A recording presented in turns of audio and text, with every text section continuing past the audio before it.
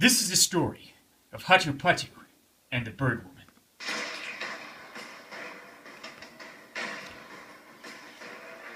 Let me tell you about Hatupatu, young Hatupatu of the Aro people. One day in the forest, Hatupatu met the Bird Woman. She was a bony old woman. She had bony legs, she had bony fingers, and she had feathers on her bony arms. Young Hatupatu, he tried to run, but the Bird Woman pounced on him and took him to her house in the forest.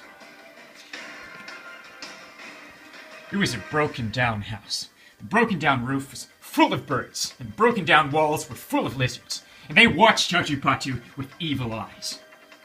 "These are my servants," cackled the Bird Woman. "If you try to get away, they will tell me." Day after day, week after week, Hatupatu stayed in the house, and day after day, and week after week, the birds and lizards, they watched him.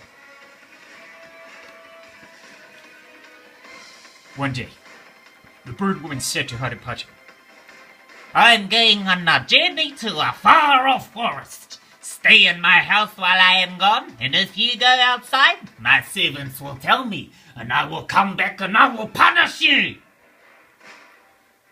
Hatupatu, he sat down and waited. When the old woman had left, he jumped up. He ran around the house, killing the evil birds and lizards. "The servants are all dead," he said. "I am free. I can go. There is nobody left to tell the bony old woman." But Hatupatu was wrong. Not all the servants were dead.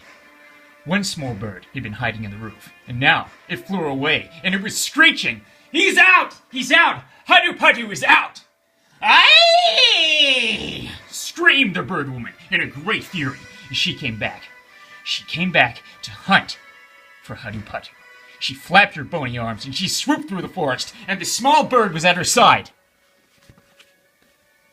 Hatupatu ran like the wind, but the bony old woman got closer and closer. He felt her breath on the back of his neck. He came to a wall of solid rock, and he beat on it with his fists. "Rock! Rock! Open up and hide me!" The rock opened up, and he ran into the hole, which closed behind him just in time. When the bony old woman had gone, Hatupatu came out from the rock. The small bird, it saw him. It saw him. He flew away, and it was screeching. "He's out! He's out! Hatupatu is out!" "Aye!" screamed the Bird Woman again in a great fury, and again she came after him. Hatupatu ran and ran, but the Bird Woman got closer. But now, Hatupatu was tired. He fell to the earth and he cried, "Earth! Earth! Open up and hide me!" The earth opened up and he crawled into the hole, which closed behind him just in time. When the bony old woman had gone, Hatupatu came out of the earth, and now he was close to home. He could see the steam near his village. He could hear the boiling mud, and soon he would be safe. But the small bird saw him again, and it flew up, screeching, "He is out! He's out! Hatupatu is out!" "Aye!" screamed the Bird Woman in a terrible fury, and she came after him, her bony legs running, her bony arms flapping, and her bony fingers ready to pounce. Hatupatu ran through the steam. He jumped across the boiling mud, and he skipped over the bubbling water, the bony old woman close behind him. Then, as the Bird Woman reached out to grab Hatupatu, the steam got in her eyes. She missed, and she tripped, and she fell with a clatter of bones into the boiling mud and sank out of sight. Hatupatu went safely home.